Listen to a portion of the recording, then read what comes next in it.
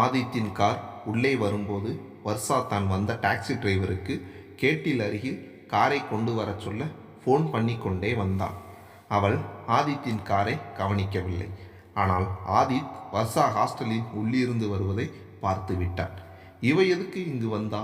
ஒருவேளை மாதேஷ் இவளை விட்டு அழகு நிலாவை எதுவும் தொந்தரவு கொடுக்க பிளான் செய்து அனுப்பினானோ என்று நினைத்தபடி காரை நிறுத்தி அதில் இருந்து இறங்கினான். ஆதித் பக்கத்தில் வந்த பிறகே மொபைலை தன் பேக்கிற்குள் வைத்துவிட்டு நிமிர்ந்தவள் ஆதித்தை கவனித்தாள். உடனே அவள் ஆர்வத்துடன் ஆதித் என்றபடி அவனின் அருகில் சென்றவள் ஐ ஆம் சாரி டியர் என்றபடி இயல்பாக அவனின் கை பிடித்து கொள்ள முயன்றாள். ஆனால் ஆதித் அவளின் கை தன்மேல் படாதவாறு ஒரு ஸ்டெப் பின்னால் நகர்ந்தான். அதிர்ச்சியுடன் அவன் முகம் பார்த்தாள். ஆனால் அவன் கண்கள் இப்பொழுது அவளை அந்நியமாக பார்த்தது. அவன் வாயோ எதுக்கு இங்கே நீங்கள் வந்தீங்க, அழகு நிலாவை எதுவும் டிஸ்டர்ப் பண்ணணும் என்று நினைத்தால் ஏற்கனவே உங்கள் கூட பழகியதற்காக பொறுத்து கொள்வேன் என்று நினைக்காதீர்கள். இப்போ உங்ககிட்ட பொறுமையாக நான் நின்று பேசுகிறதே முன்பு உங்களை நான் காதலித்ததாக சொன்ன காரணத்திற்காகத்தான் என்றான். வர்ஷாவிற்கு அவனின் விலகல் பெரும் பாரத்தை நெஞ்சினில் ஏற்றியது. இருந்தும் தான் அவனை புரிந்து கொண்டதை கூறினால், அழகு நிலாவிடம் நடந்ததை கேட்டு தெளிந்ததை கூறினால், இனி அவனை சந்தேகம் கொள்ள மாட்டேன் என்று உறுதி கொடுத்தால் தனது பழைய காதலனாக அவனை அடைந்து விடலாம் என்ற எண்ணம் உண்டானது. எனவே அவள் நான் உங்க கூட கொஞ்சம் பேசணும் என்றாள். அவனால் விலகி நடக்க முடியாதவாறு முன் நின்றபடி. ஆதித் அவளிடம் அதுதான் அன்னைக்கே சொல்லிட்டேனே, இனி நீயா என்னை தேடி வந்தாலும் எனக்கு நீ வேண்டாம் என்று, உங்களுக்கும் எனக்கும் உள்ள உறவு அன்றோடு முடிந்தது என்றான். அவனின் பேச்சு அவளுக்கு கோபத்தை கொடுத்தது. எனவே வர்ஷா, நான் இன்னொருத்தனுக்கு ஃபார்மாலிட்டிக்கு கை கொடுத்ததற்கே அப்போ அப்படி குதிச்சுக்கிட்டு சண்டைக்கு வந்தீங்க. நான் கூட முதலில் நீங்கள் அந்த மாதிரி கோவப்பட்டு பேசியதற்கு முதலில் உங்களிடம் சண்டை போட்டாலும் அதன் பின் என்மேல் உள்ள அதிகப்படியான அன்பில்தானோ பொசசிவாக நடந்துக்கிறீங்கன்னு சமாதானமாவேன். அதே மாதிரி தானே எனக்கும் இருக்கும். என் கண் முன்னே இன்னொருத்தியை நீங்கள் கட்டிப்பிடிப்பதை பார்த்ததும் கோபம் வந்துருச்சு என்றதும் ஆதித் அதற்கு பதில் கூற முயன்றான். வர்ஷா ஆதித்தை பேச விடாமல் ஓகே நீங்கள் அழகு நிலாவிற்கு உதவுவதற்காகத்தான் அப்படி நின்றீர்கள் என்பது எனக்கு இப்போதான் தெரிந்தது. ஐ ஆம் சாரி ஆதித், ப்ளீஸ் நான் உங்கள் கூட பேசணுமே. இங்கே போகிற வர்றவங்க எல்லாரும் நம்மை வேடிக்கை பார்க்கிறார்கள் என்றார். ஆதித்துக்கு ஐயோ என்று இருந்தது. தன்னிடம் அவள் பேசப்போவதை அவனால் யூகிக்க முடிந்தது. அவனால் வர்ஷா அவனிடம் கோபத்தையும் வெறுப்பையும் காண்பிக்கும் போது அவளை தவிர்ப்பது, அவளை தன் வாழ்க்கையிலிருந்து விலக்குவது எளிதாக இருந்தது. ஆனால் இப்பொழுது அவள் மன்னிப்பு கேட்க முனைவதும் தன்னை ஏக்கமாக பார்ப்பதையும் பார்த்தவனுக்கு வர்ஷாவின் முகத்தில் அடித்தது போல் பதில் சொல்ல தயக்கம் ஏற்பட்டது. ஆனால் இனி அவளுக்கு தன் வாழ்வில் இடம் இல்லை என்பதை உறுதியாக அவளிடம் சொல்லிவிட வேண்டும் என்று நினைத்தான். எனவே அவளுடன் அருகில் இருக்கும் காஃபி ஷாப்பிற்கு புறப்பட்டான். ஆதித்தின் முக இறுக்கம் வர்ஷாவிற்குள் ஒரு பிரளயத்தை உண்டு பண்ணியது. இதற்கு முன் இருவருக்குள்ளும் சண்டைகள் ஏற்பட்ட போது ஆதித் அவளிடம் கோபப்பட்டிருக்கிறான். ஆனால் அதில் அவன் மேல் அவனுக்கு இருக்கும் உரிமையை உணர்ந்திருந்தாள். ஆனால் இப்பொழுது அந்த மாதிரி தான் அவனிடம் உரிமையாக எந்த விதத்திலும் உணர்த்திவிடக்கூடாது என்பதில் கவனமாக இருப்பதை அவள் உணர்ந்து கொண்டாள். வர்ஷாவிற்கு இப்பொழுதுதான் அவன் தன்னை விட்டு போய்விட்டானோ என்ற கவலை ஆரம்பமானது. காஃபி ஷாப்பில் போடப்பட்டிருந்த மேசையில் எதிரெதிராக இருவரும் அமர்ந்தனர். உட்கார்ந்த மறுநிமிடமே வர்ஷா ஏன் ஆதித், நான் உங்கள் மேலே சந்தேகப்பட்டது தப்பு தான். நீங்கள் என் சந்தேகத்தை போக்கி இருக்கணும். சரி, அதுதான் செய்யலை.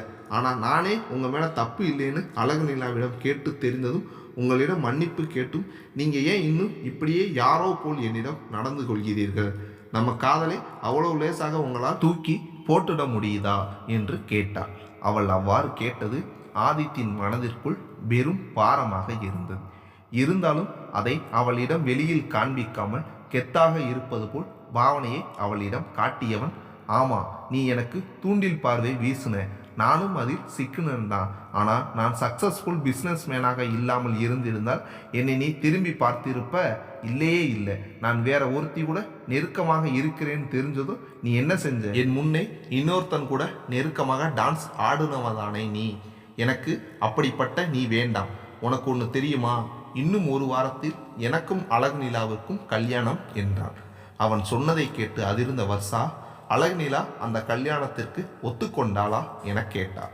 அவள் அவ்வாறு கேட்டதும் ஒரு நிமிஷம் அவளை யோசனையுடன் பார்த்தவன் சொன்னான், நல்ல வேளை, உனக்கும் எனக்கும் இடையில் எதுவும் தப்பா நடக்கல. அப்படி நடந்து நீ எனக்கு பொண்டாட்டி ஆகி இருந்து பின்பு நான் அழகுநிலாவை பார்த்திருந்தாலும் அவ எனக்கு அடுத்தவ புருஷன்னு வேண்டான்னு சொல்லி இருந்தாலும் அவளை என்னவளா ஆக்கணும் என்ற எண்ணம் எனக்கு வந்திருக்கும் அளவு அவ எனக்குள்ள இப்ப நிறைஞ்சி இருக்கா. ஆனா நீயே உன்னை விட்டு நான் தூரமாக ஒதுங்கி போற மாதிரி நடந்துகிட்டேன். இப்போ நான் சிங்கிள். இந்த நிலையில் அவளை எப்படி மிஸ்டர் ஆதித் ஆக்காமல் இருப்பேன் என்று சொன்னதும், போதும் ஆதித், இதுக்கு மேல பேசாதீங்க என்றவள் குரல் நடுங்க, நான் எப்பவும் என் சாய்ஸ் பெஸ்டாகத்தான் இருக்கும் என்று நினைத்திருந்தேன். அது இப்போ பொய்யாயிடுச்சு. குட் பாய் என்றவள் எழுந்து விறுவிறுவென்று வெளியேறினாள். ஆதித்துக்கு மனம் பாரமாக இருந்தது. தனக்கு வர்ஷா தூண்டில் பார்வை வீசினாள் என்று குற்றம் சொல்ல எனக்கு என்ன அருகதை இருக்கு? அவளின் பார்வைக்கு பதில் பார்வை தந்தவன் தானே நான் என்று கலக்கமடைந்தான். ஆனால் கண்டிப்பாக வர்ஷாவை தான் தன்னவளாக ஆக்கி இருந்தால் கட்டாயம் தன்னை சலனப்படுத்தும் அழகுநிலாவை எட்டத்தான் நிறுத்தியிருப்பேன். ஆனால் அதை மாற்றி சொன்னால்தான் அவள் தன்னை இனி நெருங்க முயல மாட்டாள். என் மேல் கொண்ட காதலையும் மறக்க முயன்று வேறு வாழ்க்கை அமைத்து கொள்வாள் என்பதற்காகவே அவ்வாறு அவளிடம் கூறினேன் என்று தனக்குத்தானே சமாதானப்படுத்தி கொண்டான் ஆதித். மேலும் மாதேஷுடன் வர்ஷாவை அன்று பார்த்ததும் அவளின் மேல் கொண்ட மோகமும் காதலும் தனக்கு இல்லாமல் போய்விட்டதே, அவளுடன் இனி தன் வாழ்க்கையை இணைத்து கொள்ள தன்னால் முடியவே முடியாது என்ற தனக்குத்தானே பேசிக்கொண்டான். ஆனால் ஒன்றில் இப்பொழுது தெளிவாக இருந்தான். வர்ஷாவின் மீது தனக்கு உண்டானது ஆத்மார்த்தமான காதல் கிடையாது. அப்படி இருந்திருந்தால் இப்பொழுது நான் அவளை மாதேஷுடன் இணைத்து ஆடியதை காரணம் காட்டி விலக்கி இருக்க மாட்டேன். என்னை பற்றி நல்லவன் என்று நாம் நினைத்திருந்த பிம்பம் மாறி நானும் சுயநலவாதிதான் என்று புரிய வைத்திருக்கிறது என்னுடைய இந்த செயல். இந்த உலகத்தில் யாரும் முழுவதும் கெட்டவர்களும் கிடையாது, முழுவதும் நல்லவர்களும் கிடையாது என்று யோசித்தபடி தனது காரை எடுத்து அழகுநிலாவின் விடுதி நோக்கி விரட்டினான்.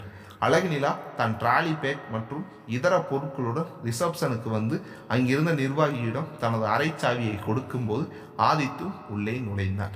இயல்பாக அவளின் பேக்கை தானும் எடுத்துக்கொண்டவன் போலாமா என்று கேட்டதும் ஒரு தலையசைவை கொடுத்தபடி அவனுடன் காரின் அருகில் வந்தவள் ஏறப்போன நிமிடம் யோசனையுடன் ஆதித்தை பார்த்து, உங்களுக்கு ஒரு விஷயம் தெரியுமா? இப்போதான் உங்கள் வர்ஷா வந்து என்னிடம் பேசிட்டு போனாங்க. அவங்களுக்கு உங்கள் மேலே உள்ள சந்தேகம் போயிடுச்சு. என்னால் உங்களுக்குள்ள இனி பிரச்சனை வராது என்று கூறியவள், வரும்போது என்னிடம் நமக்கு கல்யாணம் அது இது என்று உளறுறீங்களே, அதே போல் இனிமேலும் நீங்கள் என்கிட்டையோ மற்றவங்கிட்டையோ பேசக்கூடாது. அதுக்கு சரின்னு சொன்னீங்கன்னா இப்போ நான் உங்கள் கூட வருவேன் என்றவள் அவனின் பதிலுக்காக அவனின் முகத்தையே பார்த்தாள். அழகுநிலா பேசும் வரை அமைதியாக இருந்தவன் இவளை எப்படி சமாளிக்கிறது என்று நினைத்து ஒரு புருவத்தை உயர்த்தி அவளை பார்த்து சீரியஸாக சொன்னான், வர்ஷாவை பற்றி என்னிடம் நீ பேசுவது இதுதான் கடைசி தடவையாக இருக்க வேண்டும். அதேபோல் நான் சொல்வதை கேட்டு புரிந்து நடக்கப்பாரு. உன்னை நான் கல்யாணம் செய்து கொள்கிறேன் என்று சொன்னது உளறலா இருக்கா? உனக்கு இப்போ நான் தான் எல்லாமே, அதை ஞாபகம் வச்சு பேசு என்றான். அவன் தன்னை அவ்வாறு கேட்டதும், உங்களுக்கு என்னை பார்த்தா நாதி இல்லாதவ தானே, நாம் சொல்கிறதுக்கு இவ தலையாட்டி தானே ஆகணும் அப்படின்னு நினைப்போ? நீங்கள் என்ன இங்கே விட்டு போன மறுநிமிஷமே என் ஃப்ரெண்டு சுமதி, விசு 2 பேரும் ஃபோன் செய்து வர சொன்னாங்க தெரியுமா என்று மேலும் பேச போனவளே, போதும் போதும் நிறுத்துறியா? உனக்கு ஊர் முழுக்க ஃப்ரெண்ட்ஸு தான், ஆனால் உனக்காக உதவுற உன் நண்பர்களை அந்த நரன் பிரித்து மேய்ஞ்சிடுவான்.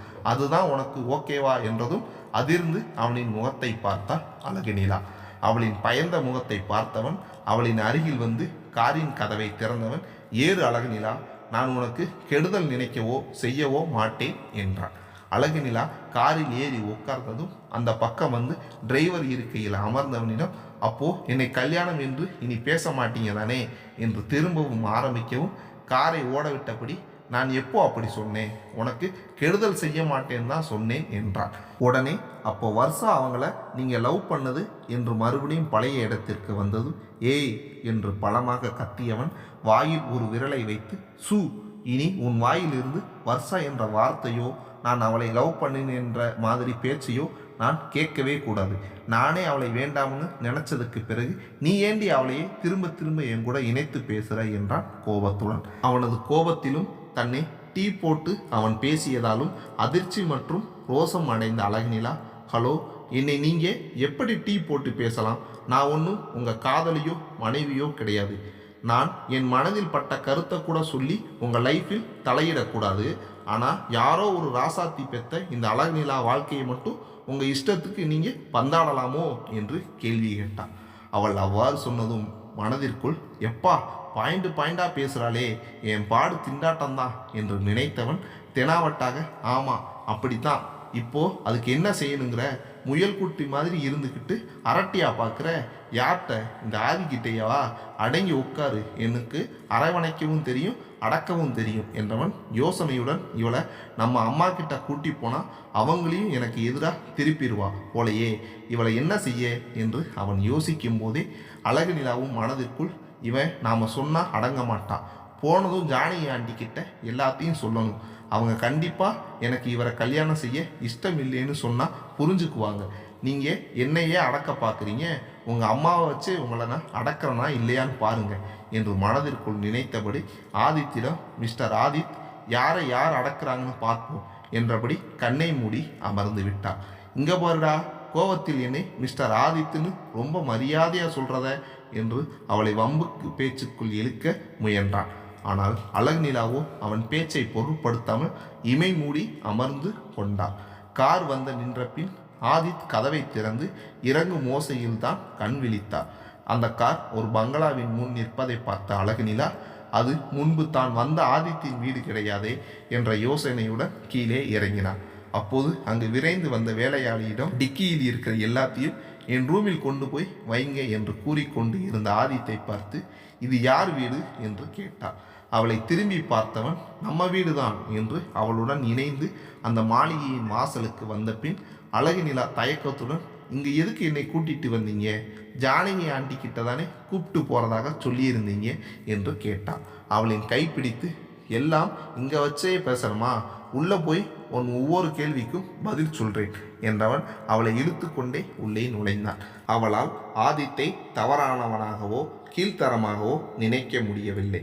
எனவே என்னதான் சொல்கிறான் பார்ப்போம் என்று எண்ணியபடி நுழைந்தவள் அந்த வீட்டின் உள் அழகு தூய்மையையும் நேர்த்தியும் அவளை ஆவென்று வாய் பிளக்க வைத்தது. அவள் வீட்டின் அழகை ரசிக்கும் ரசிகையாக மாறி சுற்றி பார்த்து கொண்டே, உங்கள் இந்த வீடு சான்ஸே இல்லை, சூப்பராக இருக்கு என்று சொல்லியபடியே அவனின் பின் சென்றான். அதற்கு ஆதித், நான் ஸ்டார் ஹோட்டலும் மால்களும் கட்டி தருபவன், என் வீட்டை இந்த அளவுக்கு கூட கட்டாவிட்டாதான் ஆச்சரியம் என்று அவளின் பிரமிப்புக்கு அவசியமில்லை, இது எனக்கு சாதாரணமானது என்ற பாவனையில் அவளுக்கு சொல்லிக்கொண்டே தன் அறைக்குள் நுழைந்தார். அவர்கள் இருவரின் பின்னால் வந்த வேலைக்காரரிடம் இந்த ரூமிற்குள் இருந்து மற்ற ஒரு அறையை காண்பித்து அங்கு எல்லாத்தையும் வச்சிடுங்க என்றதும் அவன் வைத்துவிட்டு, வேறு எதுவும் செய்யணுங்களா ஐயா என்று கேட்டபடி ஆதித்திடம் வந்தான்.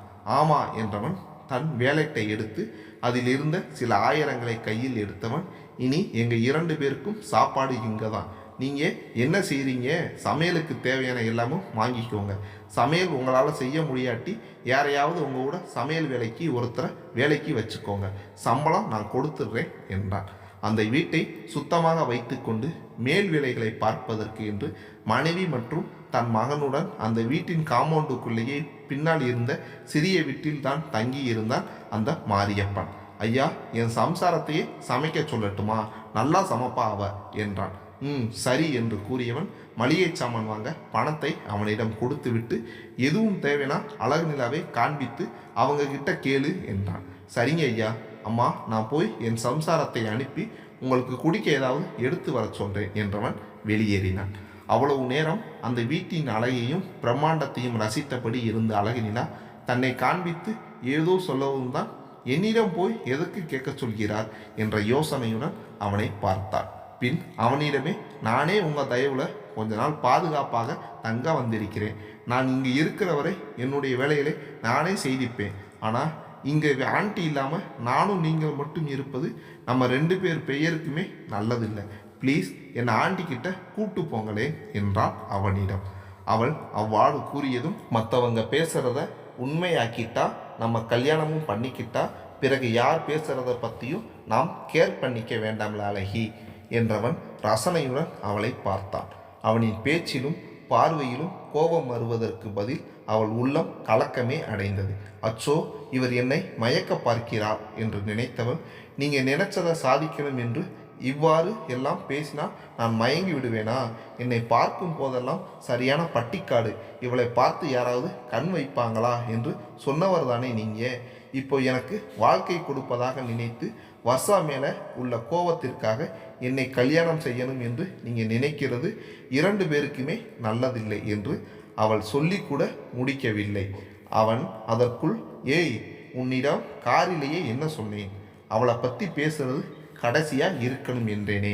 நான் ஒன்றும் அவ்வளவு பொறுமைசாலி கிடையாது. உன்கிட்டலாம் பேசி ஒன்றும் கிழிக்க முடியாது. இன்னும் பேசின என்றவன் அவளை அருகில் இழுத்து, இதுவரை என்னை நல்லவனாகத்தான் பார்த்திருக்க. நான் நல்லவனாக நடந்துக்கிறதும் கெட்டவனாக மாறுவதும் உன்கிட்ட தான் இருக்கு என்று உருமினான். அழகிலா இந்த அதிரடி தாக்குதலை அவனிடம் இருந்து எதிர்பார்க்கவே இல்லை. இப்பொழுதுதான் தான் இங்கு வந்தது தவறோ என்ற எண்ணம் ஏற்பட்டது அவளுக்கு. பயத்துடன் தனக்கு வெகு அருகில் தன் முகத்தை அழுகை வருவது போன்ற பாவத்துடன் பார்த்து கொண்டிருந்த அழகுநிலாவை பார்த்தவன் வேகமாக ஒரு 8 தள்ளி நகர்ந்து அவளை பிடித்திருந்த பிடியை விட்டவன், சாரி பேபி என்றவன் தன் செயலுக்கு வருந்தி வேகமாக அந்த இடத்தை விட்டு தன் போனை இயக்கி யாருடனோ பேசுவது போல் பாவனை செய்து அந்த அறையை விட்டு வெளியேறினான். அழகு நிலாவிற்கு அதன் பிறகு அந்த வீட்டை ரசிக்க முடியவில்லை. பல குழப்பங்கள், கவலைகள் அவளை ஆக்கிரமிக்க ஆரம்பித்தது.